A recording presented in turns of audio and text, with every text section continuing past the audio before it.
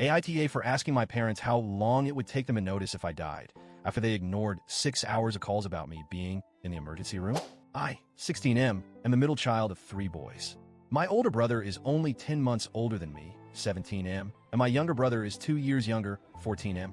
That means my parents had 3 sons in less than 3 years, which by all accounts is a lot to handle.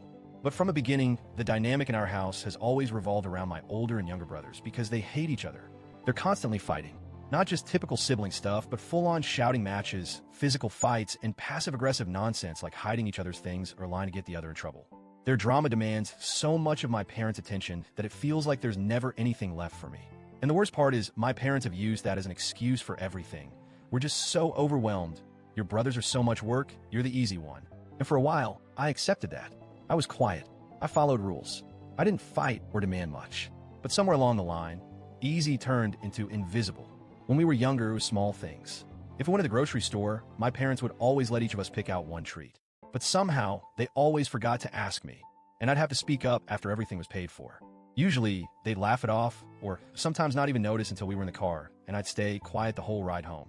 They forgot my order at restaurants more than once. They'd go up to the counter, order for my brothers, sit back down, and then realize they'd miss mine. That same pattern followed me as I got older. Forgotten promises, forgotten homework help, forgotten appointments. It wasn't just occasional. It became who I was in the family. The kid they didn't need to worry about, and apparently didn't need to remember. As I got older, things didn't improve. They got worse. In middle school, I remember a time when we needed to get school supplies before the year started. I reminded my mom a few times, and she kept saying we'd go soon. We never did. The school year started, and I walked in without half of what I needed.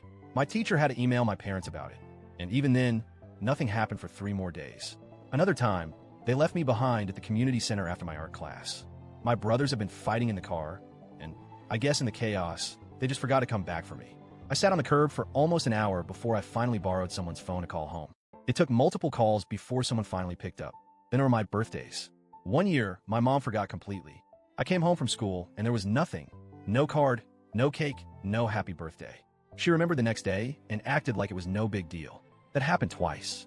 No apology, just a casual, "Oh shoot, we forgot," followed by an awkward, half-hearted celebration. Even when I directly brought up these things, my parents always gave the same answer. "We didn't mean to. It's just that your brothers need so much from us, or you're so mature and understanding." That last one always rubbed me the wrong way. Since when does being understanding mean you don't deserve to be remembered? I felt more like a placeholder in the house than a person. Like the kid who just existed quietly so everyone else could have space to be chaotic. I try not to resent my brothers for it, but sometimes I did. And I started asking myself, if I wasn't there, would it even make a difference? The breaking point came just a few weeks ago. I was spending the afternoon at my best friend's house. His mom made a snack for us, and I had an allergic reaction, not mild, but serious.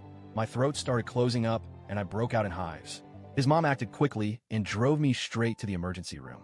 On the way there, she called my parents using her phone. No answer. She tried my phone, which had been in my pocket, and was blowing up with missed calls once she retrieved it. Still nothing. She kept calling while I was being admitted. She called every 30 minutes, then every 20, then every 10. Nothing. My parents weren't at work. They were home. We knew because my friend's dad drove to my house after leaving work early. He rang the bell and told them in person what had happened. By the time they showed up at the hospital, it had been over 7 hours since I was brought in. I had already been treated, stabilized, and admitted for overnight observation. My best friend's mom had stayed with me, holding my hand while I cried. The nurses weren't supposed to allow that, but I was so upset, so clearly shaken, that they made an exception. When my parents arrived, they acted concerned, but it felt forced. Their voices were soft, their hands were gentle, but none of it landed. I told them to go home. I didn't want them there. I didn't want to see them. And honestly, I didn't want to be around people who only showed up when someone physically knocked on their door and said, "Hey, your kid is in the hospital." The next morning, they came to pick me up. Things were weird in the car. Quiet. They kept checking in on me, but I didn't say much. The damage had already been done. About a week passed. My parents tried to act like everything was fine, like their one visit to the hospital had erased everything that happened before it.